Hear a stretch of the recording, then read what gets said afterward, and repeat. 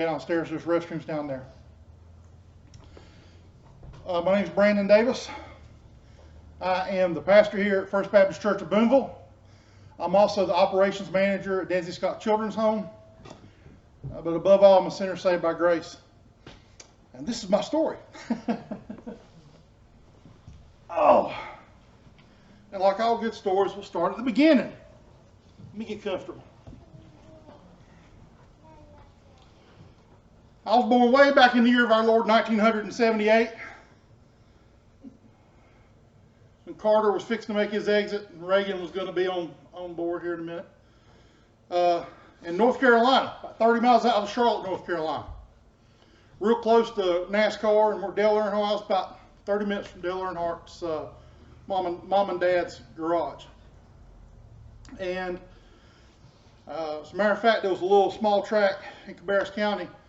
And as the crow flies, it was small, but when I was real little, out in my bedroom window, I could hear them racing at night. Hear the cars go around the track. Anyway, I was born in 1978, and let me tell you something. I was a cute kid. This is also the last time I had a beach body. Thank you. And I was a blessing to my parents, and my parents loved me tremendously. And I was also the jewel in my grandparents. I was the first grandchild born. I was the first great-grandchild born, because let me tell you how it was. And I noticed that families tend to live close together sometimes around here in rural Kentucky. We did the same thing. So my mom and dad lived in a little duplex owned by my great-grandparents, and they lived right here. All right, this was our duplex. And my great-grandparents lived 30 feet of grass to their back door, okay? And then across the road was my grandparents, my mother's mother and father, my meemaw and granddaddy. This was my nana and papa, or Beulah, depending on what mood she was in. Sometimes she was nana, sometimes she's Beulah. Better watch out for Beulah, she meant business. But I grew up in this little duplex, man, and I was spoiled rotten. Don't shake your head. You don't know me yet. I had just free reign, and they let me show off and family reunions and stuff like that. And I had a blast, and that was every year we went for a week to Myrtle Beach, and that was the stuff, man. And I remember as a little kid, my mom making me we played outside regardless, but you better take your shirt off and get some sun so you don't burn when you get to the beach. By gosh, you'll burn.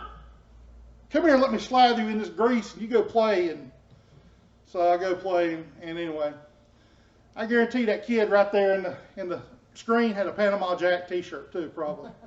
So it was good. So as I grew up as I got a little older, I started living dangerously. Had a three-wheeler. Loved my three-wheeler. Anybody have an oil drum they get heat and oil in? Well, I don't know if you ever got one that's buried in the ground. Sometimes they'll bury them in the ground and just the stop sticks up. And you will not believe how fast that thing will flip over if you hit the back tire with one of them stobs as you're going around the house. And that big old helmet that's bigger than my shoulder is just like a lawn dart, man. You just soar, okay? Tell Arnie I said hey. Sorry. It's okay. We went to a Methodist church. We went to a very small Methodist church where my grandmother and all of her family sat on the right side.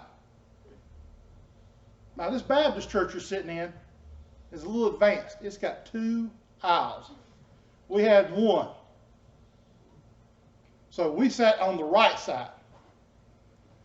My grandmother's uncle and his family sat on the wrong side. Because that's just how it was. See, we were all pretty much related in one way, shape, or another in that church. The core group of us was. And so we did like normal people do, normal families do. They fought like cats and dogs across the aisle. We were Methodist, and we loved being Methodist. And you know what the difference is between Baptist and Methodist? At the time, I had no idea. So I asked my mom one time when I was little, I said, what? Can we go to the Baptist church sometime? Some friends of mine went to the Baptist church. You know, I was a little kid sitting there, and I was like, Mom, can we go to the Baptist church sometime? My mama says, no, because that preacher says hell too much. Anyway, so life goes on. So I went to a Baptist church. I went to a Methodist church there in Locust, North Carolina. Tiny little town. Back then, Charlotte was a good half hour to 45 minutes away. Now it's about 15 minutes away because of the encroachment of the big city and all of its wonders. But I went to a small school. I went to a small school where I was taught 8th grade by a little old lady named Roselle Hunt. And she taught my mother and my father and my grandmother English. She was also my great-grandfather's sister. So I got away with, you know, yeah, what he said. Don't choke on your milkshake, by the way. Thanks for sharing. So anyway, things are going good. That's me and my pet squirrel, Hugo. Back in like '89, we had a hurricane come through, man. Y'all know nothing about the hurricanes up in Kentucky. North Kakalaki, we got a hurricane come through. Went right up Myrtle Beach, came right in there, took all the power out, and lo and behold, it knocked a squirrel out of a tree, and I got a pet squirrel named Hugo. And Hugo was my best friend. Hugo turned out to be a girl. I didn't judge. It was no problem. Hugo was still awesome. Just completely on a side note, Hugo ended up to be diabetic. And had to go to the animal hospital a couple times, and bills incurred, and Hugo died in her sleep one night, and that was pretty sad. But anyway, that's Hugo. Now, that little boy right there has got it made, and let me tell you why. At a ripe old age of about 3 years old, my mom, who was a stay-at-home mother, decided to enroll me in dance class. Now, I know I'm 6 foot tall and 430 pounds of love up here, but back then, my little self, she enrolled me in dance class. I did pretty good. So they sent me around the competitions and stuff, and I was dancing. And I did theater for a while when I was young and all the way up to high school.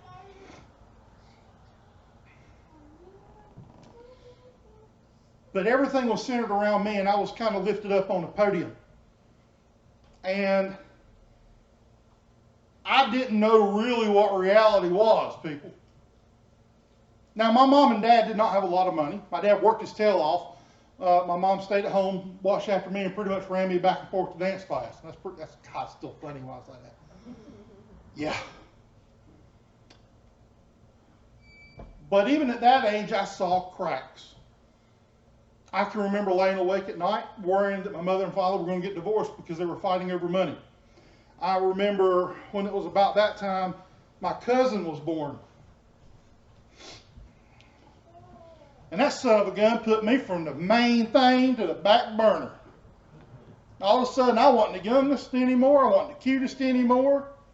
You know, I was going through that awkward stage, and I just wasn't, well, let's say I was on the back burner. And then my aunt and uncle had the audacity of having another youngin', having a daughter.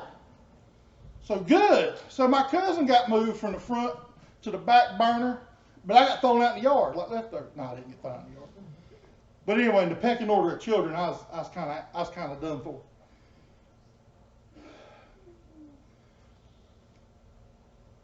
I got everything I asked for. My mother and dad absolutely sacrificed having nice stuff. My dad drove a '79 Ford Courier truck for a long time. But yet I went to dance class. I did stuff. And if I wanted to do theater stuff, I did theater stuff. But they put me up on this pedestal. And lo and behold, there I am. Started playing soccer. It's probably the last time I saw my toes also. I played varsity soccer my freshman year of high school. We got the pants beat off of us, but it's okay. But that kid right there that you're looking at in the screen, it's got a lot of heartache going on. Because what nobody can prepare you for is the ravaging of mental illness within a family. And I'm all smiles in that picture, but the first day of my freshman year of high school, I came home, and my mom had moved out. Now, she offered to take me, but being that she was living in her car for a while and just crashing with buddies or friends or whoever, I elected to stay at my house with my dad.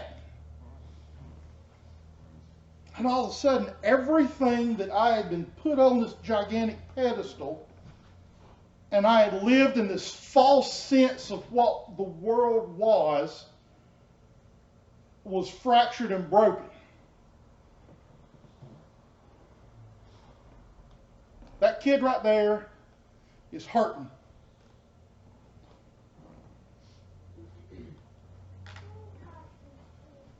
The dictionary gives lost as a definition of past and past participle of lose. Unable to find one's way, not knowing where one's whereabouts. A sentence example says, help, we're lost. We're in Petworth. They don't say nothing about Petworth. But it says, help, we're lost. Second definition says, denoting something that has been taken away or cannot be recovered. Number 3 says of a game or contest in which defeat has been sustained. The kid in that little soccer uniform is defeated. And I lost my ever-loving mind. And let me tell you what else happened about this time in my life. Though my mother left my father and I, my grandparents automatically chose to stand by their daughter. And that's good, I understand. My mother needed support, but what happened was blame got shuffled to my father. And all of a sudden, I became a pawn in a game between my mother's side of the family and my dad. And that's something that would haunt me on into my later adulthood. And I hated things, man. I hated things. And let me tell you also, I hated school. Kids, listen to this. I hated school. All you teachers, cover your ears. I hated school. I didn't want to be there. In a last-ditch effort to make nice with me, when I turned 16, my mom and dad came together and bought me a Mustang GT. Wasn't brand new, it had like 16,000 miles on it. Might as well be brand new. It's a 92 Mustang GT. And they still tried to keep up the facade of this way that we had lived. See, when I was a child, I looked at my grandparents, and listen, they had the final rule. And when my mother or my father didn't do something they wanted, they let them know about it. And I seen my mother and father change their mind. It was ruled just like that. There was a degree of expectation. I lived in front of my grandparents beside my great-grandparents. I remember coming home from the circus one night. No, I wasn't working there. I remember coming home from the circus one night. My mom and dad, and my dad was actually carrying me, and my grandmother popped her head out like a little turtle. My great-grandmother said, awful late y'all coming in, ain't it? So that's the kind of oppression we lived in. It was very important that we always be right. See, at church, the right side of the pews always argued with the wrong side, because we were always the right side. And that's the view I had. That's the view I had of myself. Very self-righteous. They're doing what? I'm mad. I hate school. I'm going to get my Mustang GT. It ain't fair. Clueless. I was a clueless child. And I was very lost. I was lost emotionally. And I was most definitely lost spiritually. When I was about 17 years old, I became friends with the family, and I went to an Assemblies of God church for about 6 months. And why I didn't stay there, I don't know, but I didn't. I thought, man, I accepted Christ. I thought, man, this is great. And then the same thing happens to me that happens to a lot of new people who accept Christ. The devil jumps on their back with both feet. I wasn't prepared. Looking back on it, I don't know if I had the spiritual maturity or the mental ability to actually accept Christ in my life to the degree to where I knew I was saved. I don't know if that makes sense to you, but I had so much hate and discontent in my life over things going on at home that it just didn't make sense, you know. Mom was living with some dude, and things weren't going good there, and my dad's now working 2 jobs because when she left him, he had to pay out half his retirement and everything. And oh, by the way, he still lives in the house, and he's got all this stuff going on.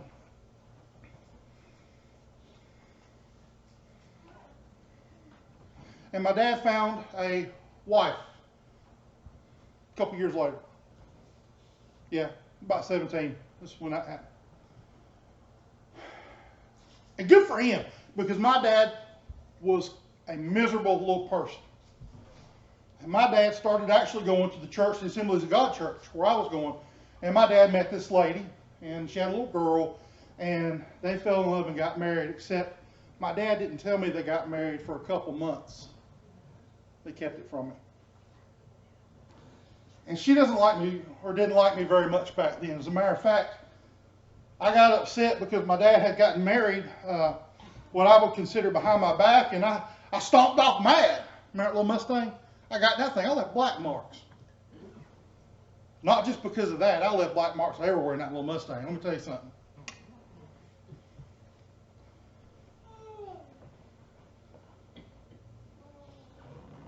So I moved out and stayed at different places, and teenager, man, lost. So I decided I was going to move back in with my dad. But the door was not open because my stepmother did not want anything to do with that. Because my mother had been instigating stuff and had been using me as a pawn, and it was just a nasty family battle. And here I am, just kind of on the breeze. Did I tell you all I hated school? Good, because I quit school when I was 16. Forgot to tell you that. Minor detail. Went and got my GED, tested that puppy out. They let me test out one day, one subject a week. Lowest I made on any test was 93. I done got my GED, and I'm good to go. Because I'm 16, and I know everything. And the only thing I could tell you that I knew at 16 was that I knew nothing. The only thing I can tell you standing here at 43 is that at 16 I knew nothing. But I know Jesus now. So I've quit school, can't move in with my dad, can't do this. I've got jobs, I've got to do this, that, I'm trying to do this. Well, the car broke, couldn't get it fixed, so it got sold. And the next thing I know, I'm living with my great-grandparents, which is a blessing. Yes, ma'am, keep going. First door on the right, all the way back there. Leave a quarter on the toilet. Mom, I ain't never going to a Baptist church again. So, 16 years old, I'm completely lost. I'm living with my great-grandparents, but I don't shower there, my clothes in there, my bed's there. I get up every morning, I go across the grass, the yard, I go across the road actually to my grandparents' house. I take a shower, I put fresh clothes on, my great-grandfather was about a 2-pack-a-day smoker, and I didn't want to take a shower. My laundry smelled like cigarette smoke when I go into a job or whatnot, which I don't know why. It didn't matter. I've been stealing his cigarettes for a year, but I just didn't want to do that. And I was a liar. My grandfather and grandmother were very disappointed at me because when my mom moved out, she told me, do not tell your grandparents. I don't care what you tell them, but you don't tell them. I'll tell them when I'm ready for them to know. So I lied to them. And when they caught me in that lie, I was a liar.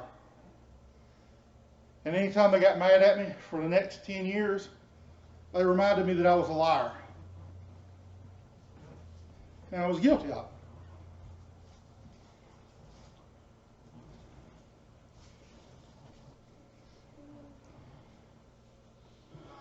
So I pushed on. The only thing I really wanted to do was be a police officer. I wanted to be a police officer for a long time. So I kept my nose clean.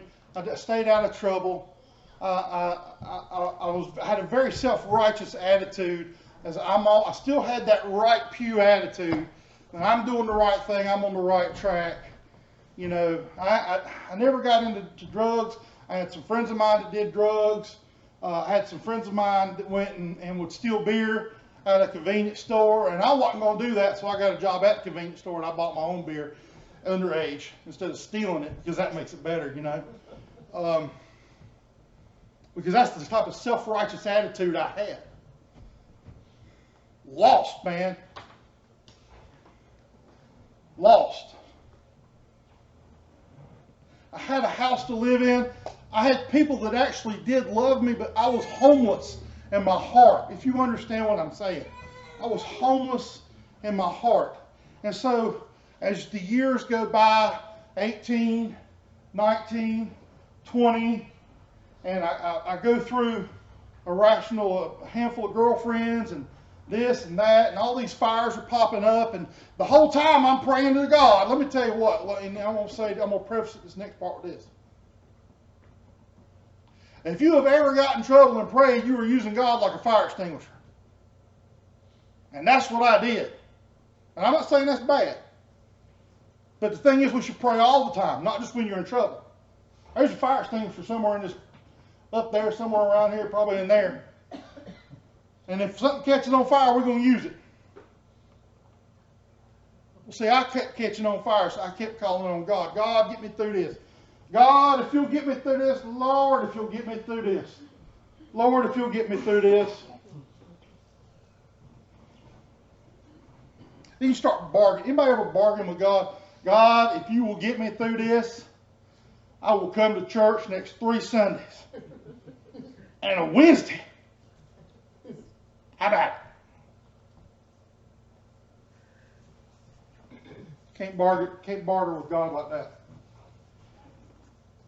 So I am really in a bad way, and I met this lady, and she and I decided we were going to live together. And I was going to stick it to my grandparents, and I didn't care what they said. I was a man. I was going through law enforcement training. I was going to be the police. My wife's at home. She's not feeling too good, but when she hears that over the YouTube video, her toes will curl. I wanted to be a police officer. Anyway, I met this lady, and then young adults do what young adults do. Although she was several years older than I was, and I got a phone call at work one day, and she says, "Brandon, I am pregnant." That's what I said. I said, "Oh my gosh."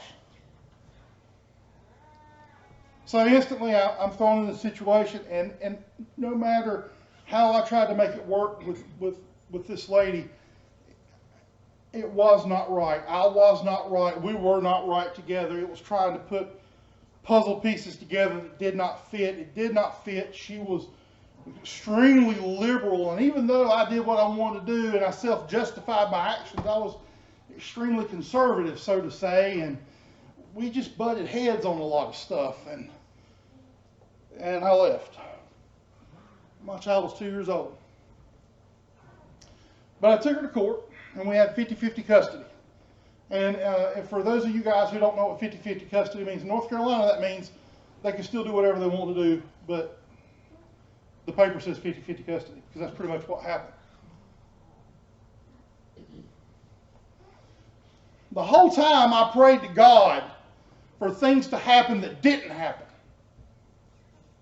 I prayed to God that things worked out between me and that lady.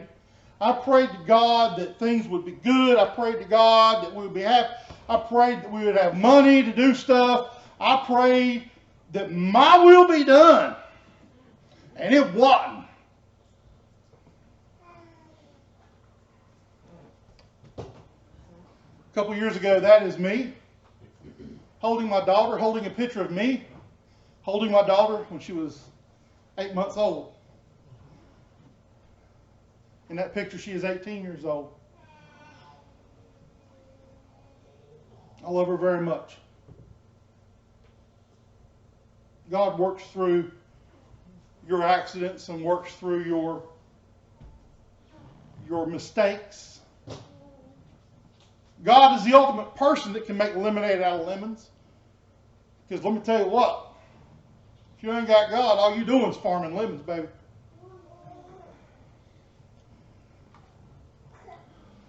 So after I left, I met a young lady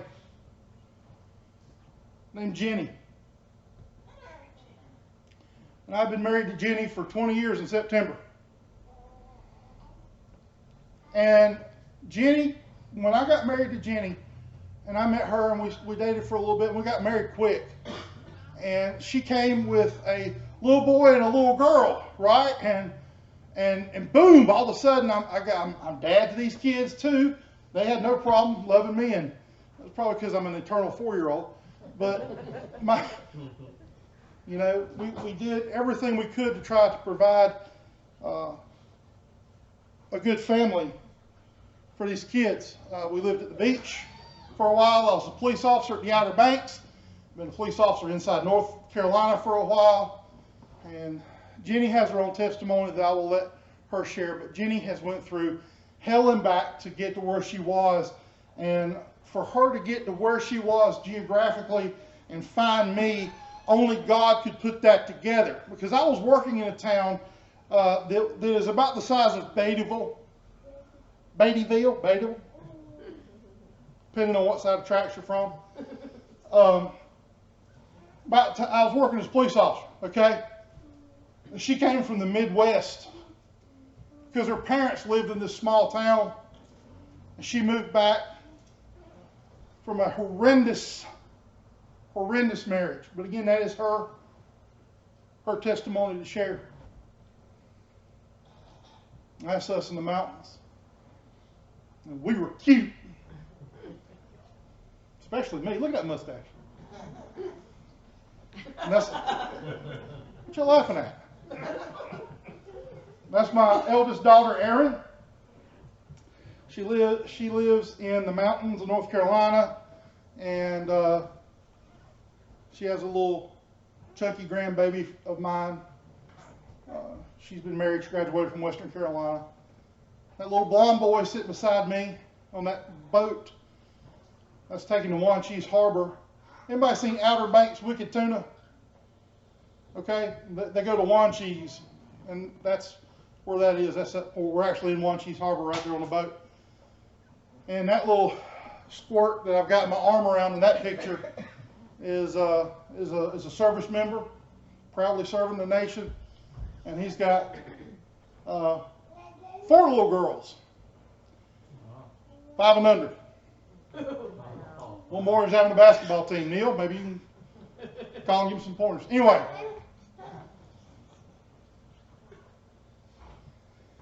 Life changes. Let me tell you what happened.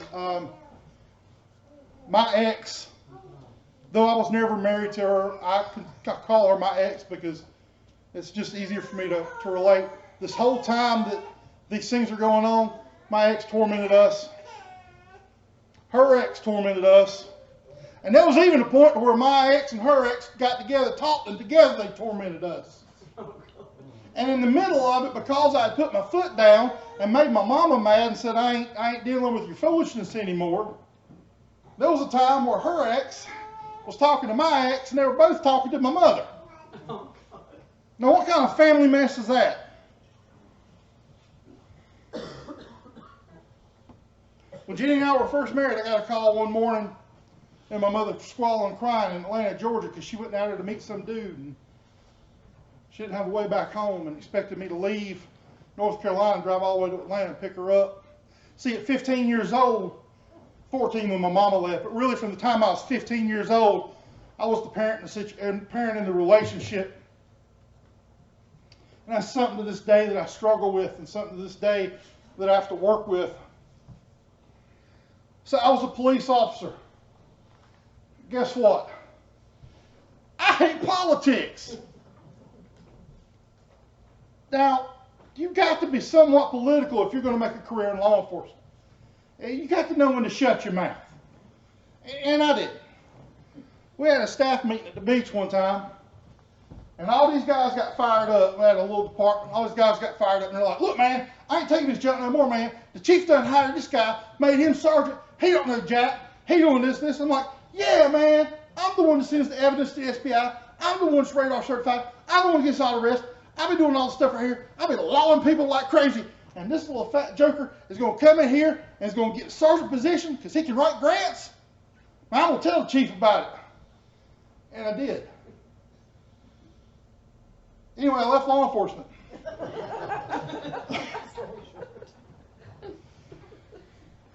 After I worked, I also taught surf fishing clinics while I was at the beach. I did various other jobs, but I was lost. But God was talking to me the whole time. And in giving you my testimony, I know this is kind of like my life story, but giving you my testimony, I'm telling you that God is working on that guy that's holding that little boy right then, but I didn't know it and I couldn't see it because I was still in my way. That's a hard thing to understand, that sometimes we get in our own way. That's probably the last picture I have of the three of them together. Everybody's got separate life now. It's my young'uns. Struggle.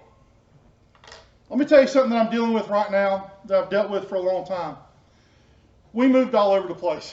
We lived at the beach. We lived in 3 houses at the beach. We moved to the Intercoastal Waterway. That would be the 4th house. I tried my best to make ends meet. I worked jobs, plural. My wife worked jobs, plural. My wife lost a kidney at 19 years old, and all of a sudden she started having some other medical issues, and the doctor took her out of work, and all of a sudden the struggle got real. So I would work, and I would get behind in rent, and we'd go find somewhere else to live because I couldn't pay my bills. So then, to be closer to my daughter, because my ex, out of spite, decided to put her in school at 4 so that she would have a school schedule and wouldn't have to split her 50-50 with me anymore. So we moved back to inland North Carolina, by an hour and a half away, and the struggle continued. And I fought hard, man. I fought so hard. And I lied to my children. I covered things up. I didn't want them to know that Daddy can't pay the bills. I didn't want them to know that the landlord is calling, wanting money. I didn't want them to know that you can't do X, Y, Z. So by God, my kids got a good Christmas. My kids always had food. My kids had good clothes. I'll find somewhere else to live. And I did. That's how I lived. So I decided I was going to go trucking. Trucking makes good money. This is about the 99th job I've had too, by the way. Because in this time of really struggle, I sold cars, I worked for a demolition crew, I worked for a heavy equipment crew, I worked for an armored car. That was really interesting working for an armored car. You want to feel poor? You sit beside a couple $1 million riding around in an armored car. Worked in an armored car. I did all this stuff, trying to make ends meet, trying to stay put, trying to give things. And in the end, my daughter was able to graduate from the high school she graduated from in North Carolina and was a part of the band and everything. But guess what, guys? I didn't fool nobody, man. My kids knew. My kids knew. And to this day, man, it's something I'm dealing with. It's why I wasn't honest with my children. I was too proud. I didn't want them to know. I didn't want them to know that your dad couldn't pay the bills. What kind of a man is that? That's not what my granddaddy would do. My granddaddy would pay the bills. My dad's busted his hind end the whole time, and he's paid his bills. I'm going to pay my bills. They couldn't pay my bills. My wife got her disability 3 years after the doctor took her out. No, she got took out of work. A couple years later, they put her on. Took her out of work permanently, and we had to apply for her disability. And she was very young, and she got automatically turned down. So we had to set a trial date. They were backlogged 3 years. So for 3 years, it was pretty rough there. And it was still, once she got her money, got her stuff, because she was so young, the amount of income she had was very minute. But praise God, it covered her medication with Medicare. My wife now struggles with rheumatoid arthritis, psoriatic arthritis, advanced kidney disease, and a husband.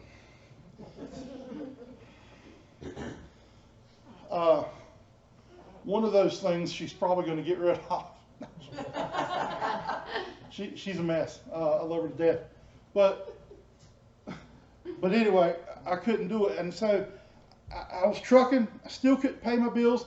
I was gone. I would come home and I would try to cram. 2 or 3 weeks worth of family time into 2 days because I got to get back in the truck. Go again. So I ran and I ran and I ran and I was really, really, really running. I was running from pain. I was running from heartache. I was running from bills. I was running from the Lord. Didn't know it yet. I was running from God and I did not know it yet. I was still in my own way. I'm still going to fix this. I'm going to figure this out. We're going to get this right. One night I was in a wreck. I stopped at a wreck. Cars sitting in the interstate. I got all the trucks stopped behind me. We're good. Nobody's hit this car sitting wide open there. And a drunk driver comes around, all the way around, goes in front and runs under my trailer and gets killed. That put me out of work for 30 days without pay. My landlord was very nice, worked with me on it. I always made like $10 too much to get assistance. Never did I qualify for welfare or for, just like, well, but how? How? Anyway, there was a time which I was begging anybody around for an extra job. You got any work I can do, anything I can do? No. I got laid off. Y'all gonna think this is amazing. I had blood pressure problems. So I got laid off. When I got laid off, I decided I'm gonna go back to EMT. I want to go to EMT school. I'm gonna go work on an ambulance. And maybe I'll do that part-time because they have a lot of downtime. And I'll do something else. And this is a feather in my cap. It'll also scratch that itch to get back into emergency services. I was a police officer for 5 years, and I enjoyed being a police officer. I just hated politicians. I got along with crackheads better than I did with the politicians. At least you know what they are and what they're going to say. Anyway, that's another day. That's another testimony. Anyway.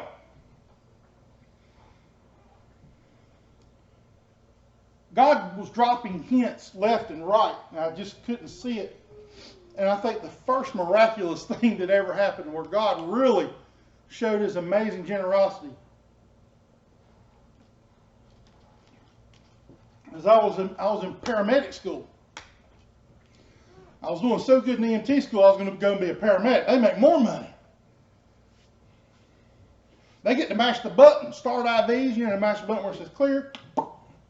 You shock people. Let me tell you something, first and foremost. If you ever see somebody on TV shock a flat line, they're full of hockey. You don't shock flat lines. You give them medication. You shock a quivering heart to make it go to a flat line so that it resets itself. So all them times you say, oh, we got a flat line, clear. No, that's not how that works. That's why I don't watch Grey's Anatomy, ER, or any of that other mess, because I argue with the TV. My wife has no room to talk. You should have heard her coach the Super Bowl from the couch. She yells at TV too. So anyway, I was doing my labor and delivery clinicals, which God bless America. Let me tell you what, I got to go in on the C-section. Scrubbing, got my little scrubs on and everything. I look like the little Mucinex booger because I'm green from head to toe in scrubs, and you know. But anyway, so but the gas light had come on going to the hospital, and I thought, well, if I put it in neutral, going downhill enough, I might make it back to my grandma's house. Maybe they got $5. I might get a little gas and get on back to the house. I was that broke. Listen, that little Vietnamese doctor in the labor and delivery room did everything but put his foot on that woman's forehead to pull that baby out of her in that C-section. That was the most violent thing I ever seen in my life. And then, as the kid was bad or whatever, they smacked the kid. Like, what? Come on out there.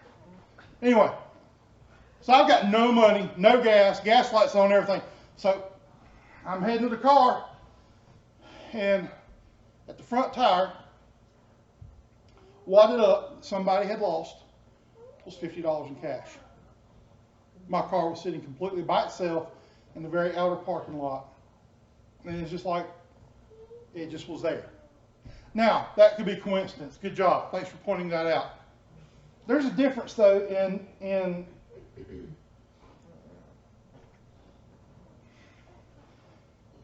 let me rephrase this. Don't ever look away God's blessings or wish away God's blessings or explain away God's blessings.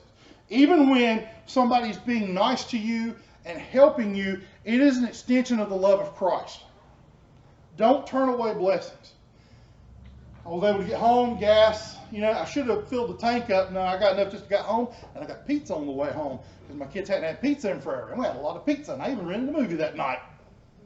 See, responsibility out the window. It was all about the moment. We'll figure tomorrow out later. We'll figure next month out later. Right now, we got to get happy. We got to do whatever we can not to face the fact that you have huge family troubles, that you have huge financial troubles, that your wife is sick, that no matter what you're working, it ain't paying the bills, whatever. And whatever you don't want them kids to know.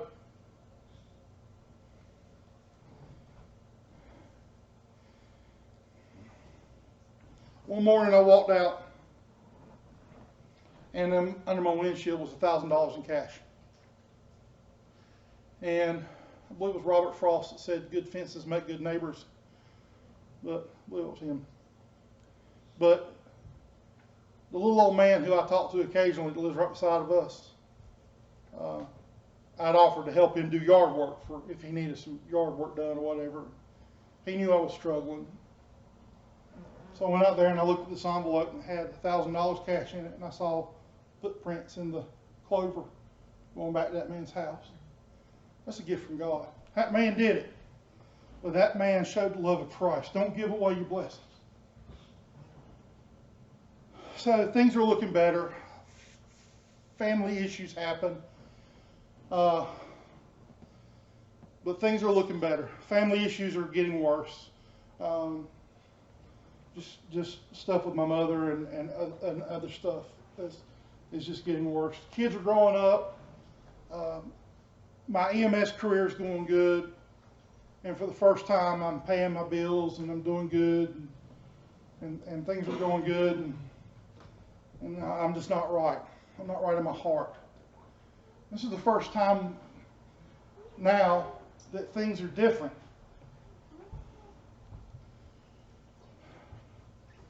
There's me when I made captain, leaning up against the thing, I was assistant shift supervisor of a very busy EMS service.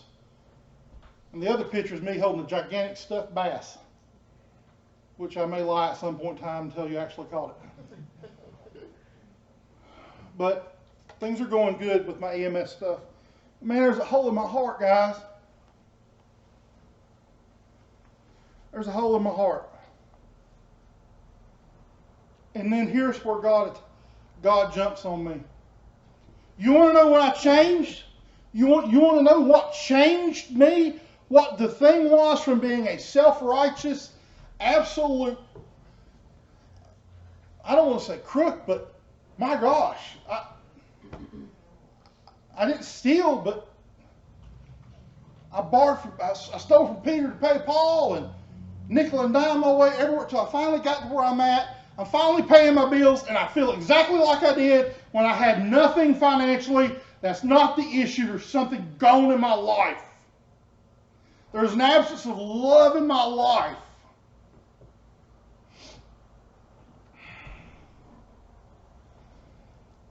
Ah, man, God, what are you trying to do to me?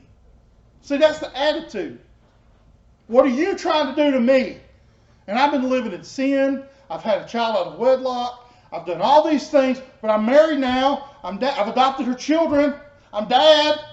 I've been the best dad I could be, given the situation with my biological child. All my child support's up on date. I get her every other weekend. Have her 2 weeks in the summer, 6 weeks in the summer. Sorry. We go on vacation. I get her when she's sick.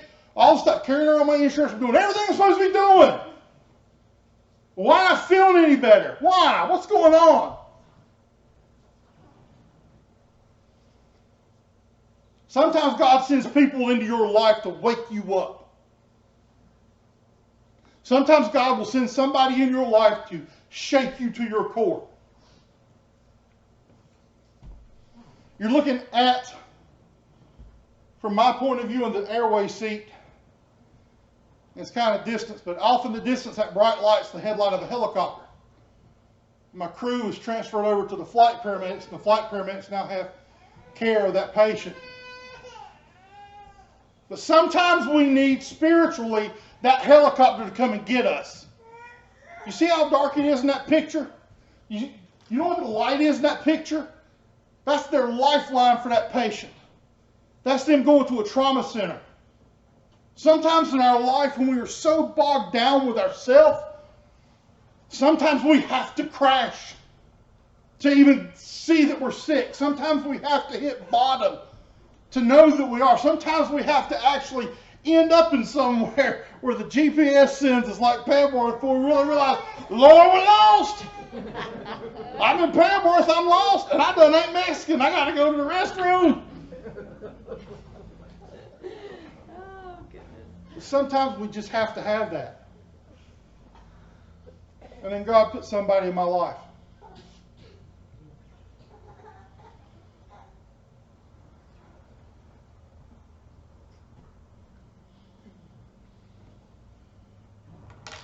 In 2014, I received a call from 911 that a vehicle was hit head-on by a Z71. And that little girl that was in that picture was the driver of the Honda that hit the Z71. And I said, we're 2 minutes out. We're right here at it. I got to go over a hill around 2 curves, and then we're going to be on scene. I said, go ahead and check us on scene, get the helicopter up. Well, I get there, and there's a Z71 sitting with the whole front end matched to the firewall, and there's a Honda Accord, and the motor of the Honda is laying out in the opposite lane. It has been hit so hard. I sent my EMT, I'm a paramedic, I sent my EMT, my driver, to the other truck, to Z71. I saw the guy moving. I knew he was conscious and awake. You go check on him. There's a little girl in his car. I can see her blonde hair, and she slumped down.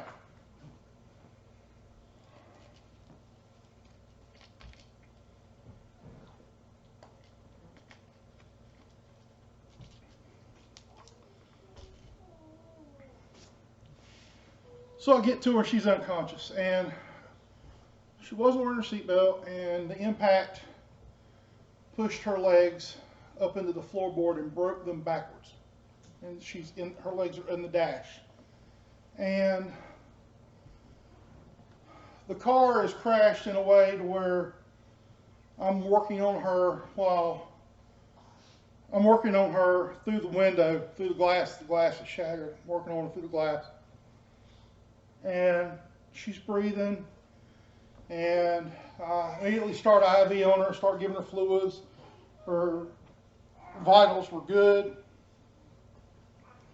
I got hooked up to a cardiac monitor. Her blood pressure was a little iffy for a little bit. Gave her some fluid. Gave her some pain medication. She couldn't talk to me. And I found myself holding this child's hand. I found myself talking to her the whole time. Sweetie, we got you. My name's Brandon. I'm a paramedic, and I got you. They popped the door loose and realized that they had to cut the car off the child. That just opening the door the way her legs were, they had to get the dash off the child. So they had to literally put a winch, the dashboard up, and cut the stuff up to get her legs free. There was one leg that was hung. And the truth be known, we're not allowed to ever do field amputations, but it would have been easier to cut her leg off and send her to the hospital quicker than for it to happen. See, in a bad trauma like that, you have what's called a platinum 10. But if you can get them out of there in 10 minutes, you've got an X amount of chance. And then you have what's called the golden hour. And the golden hour, if you can get them to the trauma center within an hour, boy, your chance of survival is so much better. But we sat there on the road for an hour and 10 minutes, probably cut the car off her.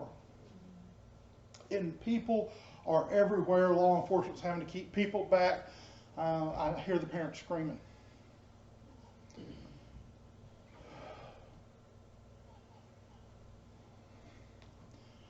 Picked her up. Got her legs out, picked her up, put her on a stretcher. We were breathing, helping her breathe, giving her oxygen, managing her vitals. And as things would ebb and flow, we would adjust medications and whatnot. And I held that child's hand. And when I put her in the helicopter, I gave her to the hand of the flight nurse, and I gave her her hand, and I said, "This is this young child's name." And she said, "I will take care of her." And she began talking to this child. And they got her successfully to the operating table. And when they cut her open to fix the massive internal bleeding, she died.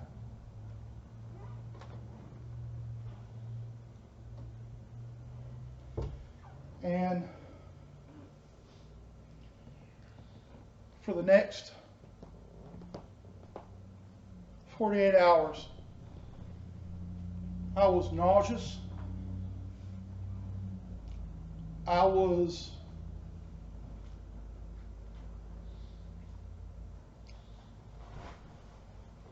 visibly shaken to my core. I would absolutely just almost freak out. And we had to go past this place, and all these kids from high school, they put flowers all over the road, and they put chalk and stuff. "We're going to miss you, and we love you," and stuff like this. And it just killed me, because the only thing that really I want you to understand something now. When you deal with this, and I've dealt with a lot of stuff, I've been there when babies have died. I've been talking to people when they have made their last breath and looked at the face of God. I've been there with multiple people during that happened. But what you don't ever get used to is the scream of the family. And I heard mom and dad played in my mind non-stop. So they were going to have the wake, the visitation, at her mom and dad's house. It was right down the road from the church that I would later go to. And 45 minutes before the visitation started, I knocked on the door. And I was able to meet with her mom and dad. I said, "My name is Brandon Davis. I'm a paramedic that was with your daughter." said, I want you to know something. I got there 2 minutes after it happened, and I held your child's hand. I talked to her the entire time. Your child wasn't hurting. She wasn't scared. She wasn't crying. Your child was unconscious. She was asleep. She wasn't worried. We gave her pain medicine anyway. I gave her IV fluid. I held her hand and talked to her the entire time. The father about passed out, just withered. And the mother was crying, and I was crying, and she said, thank you so much. You don't know what this meant to me. I am a hospice nurse, and I've been there when everybody else died. And the fact that I was not there to be with my child when she died was killing me. And that's the first time I felt something of conviction in my heart and that drive to go speak to them.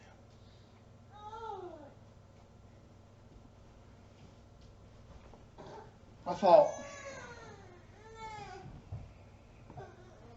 man, this is weird. Shortly thereafter, my grandfather was in hospice care. He passed away, and I delivered a eulogy at his funeral, and somebody came up to me and said, hey, man, that's pretty good. You ever thought about going into ministry? And I'm like, shock? Nope.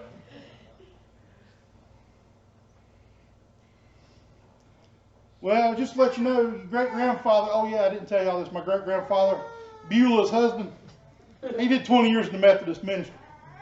Oh yeah, I didn't tell you all this either. He founded that Methodist church that had the right pew that we sat on and the wrong pew that the other family sat on.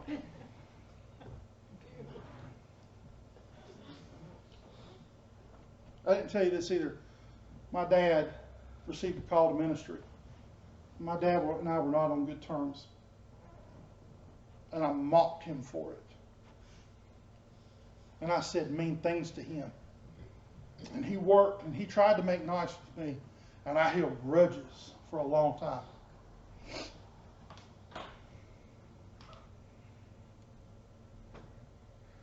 So after I did that eulogy, and after that young lady passed, and we were very similar time frame, I started thinking, man, I think God is calling me into ministry. What am I going to do? I don't need to be a preacher. I don't want to be a preacher. I'm a paramedic, see? What, are you kidding me?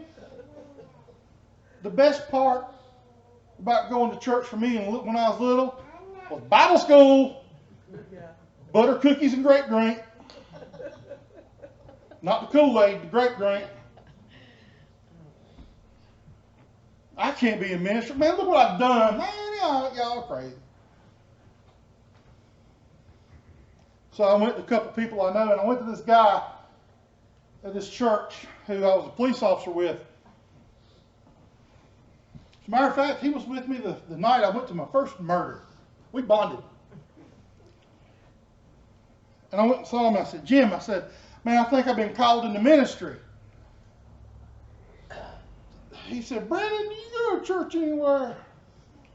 And I'm like, no, Jim, I don't go to church nowhere. And he said, Brandon, if you're going to be a farmer's son, don't you think you ought to visit the farm? And I said, I don't know, Jim. Maybe. So I started going to his church, and it was a Baptist church. And I surrendered to the fact that I had a call. I had a real hard problem with everything that was going on in my life. I had a hard problem from where I'd been, the things that I'd done in my life, the things that I'd seen in my life, the things that I had to contend with in my life. I had a hard time with my bitterness and my ill feelings. I had a hard time dealing with discontent and resentment toward my mother. I had a hard time dealing with all these stuff, not to mention I had a kid out of wedlock, not to mention that this and this and this, and oh my gosh, and this isn't even Methodist. And Jim, do you say hell a bunch? Because my mom says I can't come here if you say hell a bunch. I didn't say that. But I was wrestling with all this stuff. So thank God there was a place, my work had a employee assistance program. So I called that number and said, hey, I need to talk to a counselor. And they set me up counselor. I got 5 free appointments. And again, God puts people within your path for you. Unbelievably. So I started talking to this guy, tell him all my problems, tell him all I was struggling with, tell him about this conviction and everything going on. He's just an average guy, you know, counselor, and I didn't know, whatever. Well, turns out he was a Christian counselor, and he was a devout Christian. And he was one of the Presbyterians. That's okay, there ain't nothing here. But we love him anyway. But anyway, he's a really good guy, and he taught me through. He said, Brandon, oh man, listen, dude. Are you kidding? Are you challenging God's ability to work in your life? Are you challenging God's ability to make a difference to other people with your life? Look how God has used you when you were ignorant of it. He used you as a police officer. He used you as a paramedic.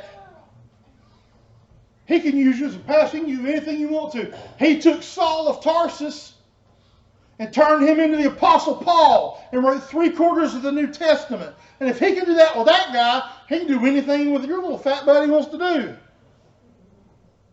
I said, all right, buddy. And something I had to overlook and had to contend with is people that knew how I was before versus who I am today. And I had a lot of friends judge me.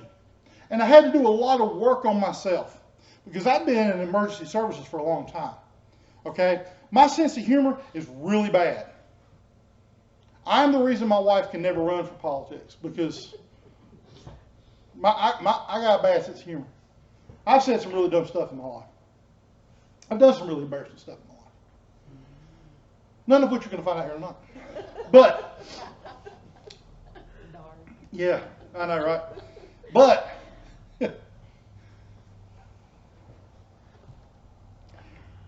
God's going to use me.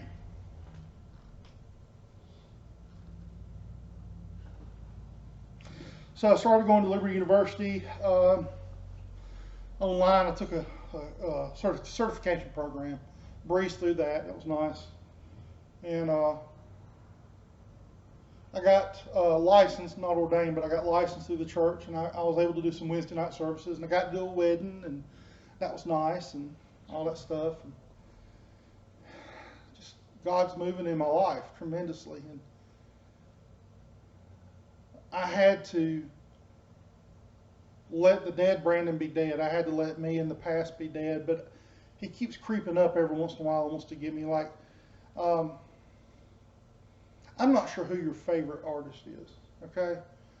Now, I got a local artist here. John Powell's a good friend of mine. He's a brilliant artist. If you think John Powell can paint good, I can stream profanity out of my mouth that will make John's painting look like a kindergartner's. I could make Picasso look like he's making that stuff out of Play-Doh, the stuff that's come out of my mouth. I have no filter. My sensitivity is gone. I've seen so much junk, dealt with so much junk, other people's junk for a long time, that I had to learn to be sensitive and compassionate again. I had to learn not to be cynical. I had to learn not to use the F word in my conversations. Go ahead and laugh. Baby, I'm telling you, I'm a sinner saved by grace, and I got nothing to hide. I had to learn to be a Christian, not Brandon's view of a Christian. And it was painful, okay? It was different. I got judged. I got made fun of. I moved to Hyde Camp. Well, let me tell you what. My mother-in-law, we took her in. God bless her. She had cancer, lung cancer. We helped her through hospice. And that's part of my wife's testimony, but we helped her through hospice, and we ended up after that moving to the beach, and where I got an EMS job as paramedic out there, and I was going to go to school online with Liberty University and do this, and I was looking for a church to go to. I ended up going to this little place called Swan Quarter Baptist Church, and I met this little preacher named Jimmy Johnson, not the race car driver, the preacher Jimmy Johnson. Jimmy and I have a lot of stuff in common, like our love for food and our drive to be like Christ. Jimmy's a good guy. He's a mentor of mine, and he's somebody that I absolutely hold dear in my heart, him and his wife also. But I got there, got introduced myself, started going there regularly, And, God brings people into your life. I think I've said that a couple times. Yeah, 5 bypasses later, Jimmy's on the sidelines, and guess who's preaching at Swan Quarter Baptist Church as the interim pastor? And they welcome me. And they let me get pulpit time, and they let me learn to articulate the Word of God instead of just getting up there reading out of the Bible. And they let me talk in front of them, and they let me make mistakes. And they let me, one time I got up there, got stage fright, and I said, "You're going to sing another song, I got to go gather my nerves." And I went back and left the pulpit. And that little piano player just started playing again. True story. God's not done with me yet. I went to, I got a call from a first church in Savannah, Georgia. It was a homeless mission in Savannah, Georgia. And it was I was the only white person that was a member of that church. And that is unusual, and it's certainly different from me, because my little Methodist church, there was nobody of color or any other ethnicity at all in that church. But I gained a lot of experience in their culture. I gained a lot of experience loving them. I still got some really good friends there in Savannah, Georgia today that went to that church. COVID shut that church down. And I sent like 50 resumes out, and I said, "Lord, if you'll send me where I need to go, I'll go." A couple weeks later, 2 months later, 3 months later, I'm looking at a sign that says Boonville, Kentucky. Welcome.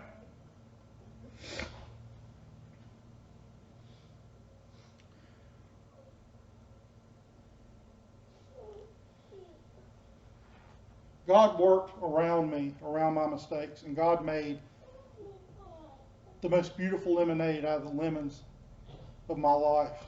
Now, there's struggles to be had. I still struggle. I'm not perfect. I'm a sinner saved by grace. I still struggle in my relationship with my mother. I still have to get questions from my children about why did we do this and why did we do that from time to time. I reconcile completely with my dad. My dad's one of my best friends. I call him on the way to work, and I call him on the way home from work. I give him my opinion, whether he wants it or not, about anything. My father-in-law lives with us. He had a stroke. This beautiful little town in the middle of nowhere. And that's not being offensive. That's being true. This is the middle of nowhere. No, this is a beautiful little town. This little place in the middle of nowhere opened their arms and loved me just as I was. Sinner saved by grace. I got friends at the bus stop. You people that ain't from here, bus stop's a restaurant. If they ain't got it, you don't need to eat it. So I got friends here, I got friends there. I recently got a job in December as the operations manager for Daisy Scott Children's Home that deals with foster children that are autistic from 12 to 21. And that was a blessing. I even found myself on the sideline of the home game of the basketball yelling in a microphone. I had no idea how to be an announcer. I just shot from the hip. One time about got a technical foul. That's a whole other story for a whole other day.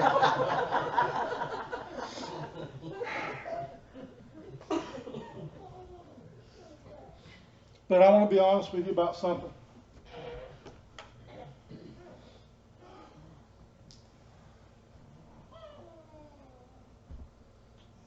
The verse that changed my life is Mark 9:24. Mark 9:24 changed my life. The counselor told me this. The counselor said, listen to this words. Because in this verse, Mark is documenting the disciples cannot get this demon out of this boy. The demon has been causing this boy to throw himself in fires. The demon has been tormenting him. The father is distraught. He cannot stand it. Guys, please help. And they're like, look, man, we tried that. Lord, we can't do this. This demon is rough and tough, and he means business. We can't get this demon out of this boy. And so Jesus approaches the father, and the father's like, please, will you help my son? And Jesus asked him, says, do you believe? Mark 9:24 says, immediately the father of the boy cried out, I believe, help my unbelief. Do you understand? Like, I believed that God wanted me for ministry or wanted me to do something, but I had a lot of unbelief too. And so I had to pray, God, I believe you're supposed to be doing something with me. Help my unbelief. I believe I need to be better. Help my unbelief. I believe I've been called in the ministry. I believe there's a church out there that's right for me. I believe that things are good. I believe that you are who you say you are. I believe that you're the Lord God Almighty. But even then, every once in a while, because I am a sinner saved by grace, doubt sometimes comes in, especially in spiritual warfare. Because let me tell you what, when I surrendered myself to my call, there was a whole lot of other drama that I just don't even care to mention anymore attacked me. And it got to the point to where when I was on the right path, if I was doing good in school, if I was doing good, if things were going good, if I had a particularly good sermon in church, something weird would happen that week, and I attribute it to spiritual warfare. He was on my butt, but I didn't turn back because I believed Jesus helped my unbelief. He helped me get to where I was today, and it's only by Him that I am where I am today.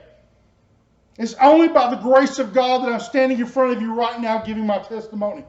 It is only by the grace of God that I'm sitting here testifying to you today that how awesome God is and how much He can do in your life and how much love there is and how much opportunity there is for each and every one of us to share. Because ministry isn't bound to a fat little preacher sitting up here in a pulpit. Ministry is absolutely open to the children of the fourth grade, fifth grade, all them grades, even the ones I didn't like, which is all but kindergarten. But ministry is open for everybody. It doesn't cost anything to share the love of Christ. It doesn't cost anything to pray for someone. It doesn't cost anything to say the blessing at the table. People might look at you. Good. Maybe they'll follow your lead. If they judge you for it, do you really care anyway? See, I'm going to stand up here and I'm going to tell you something. I'm a sinner saved by grace. I lived a bad life, a self-righteous life, where I lied to myself. I'm a good guy. It didn't matter that I was dead. I self-justified everything. Well, if I had this, it wouldn't be this. Well, if it was this person's fault. Well, if so-and-so had happened. Well, if this and this is, no, let me tell you what, buddy. Your problem is you ain't got God. So I push into your heart. I pray on my heart that you consider from now on, anytime you have doubt, anytime you have an opportunity, pray that the good Lord helps your unbelief and see what happens. Because for me, the doors of this church opened up and the arms of the people in it opened up. And the people in the community accepted me. And an opportunity in Pine Ridge, a whole nother ministry opened up for me. And I believe helped my unbelief, and He did. How about you?